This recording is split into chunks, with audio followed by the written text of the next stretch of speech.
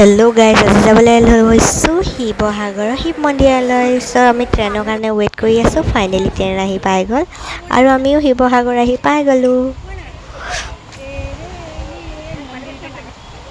মানে শিৱসাগৰ মন্দিৰটো বহুত বছৰ পাছত আহিছোঁ, মিনিমাম 5-6-7 বছৰমান পাছত আহিছোঁ। সৰু থাকোঁতে মাৰ লগত আহিছিলোঁ, তাৰপিছত অহাই নাছিলোঁ।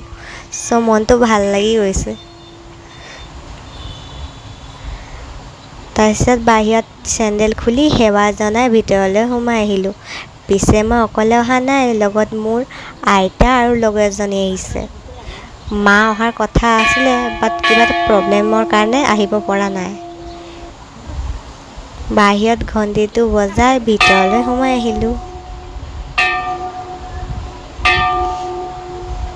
মন্দিৰ যোৱা 2 সপ্তাহমান হ'ল, ভিডিঅ'টো এৰিব পৰা নাছিলোঁ, এডিট কৰা নহ'ল, সেইটো কাৰণে এৰাও দেৰি হ'ল।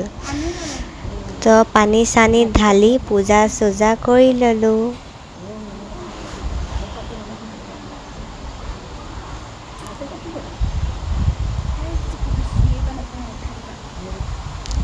তাৰপিছত বাহিৰত চাকি জ্বলালোঁ, ভিতৰত জ্বলোৱা এলাও নাই, চ' বাহিৰত জ্বলাই ল'লোঁ। ফাইনেলি পূজা হৈ গ'ল, এতিয়া ৰীল বনাওঁ ব'লক।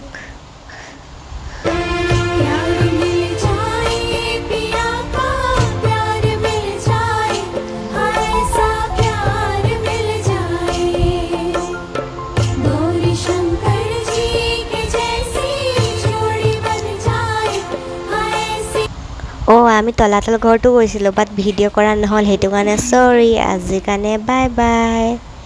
লাইক কমেণ্ট শ্বেয়াৰ কৰি দিব।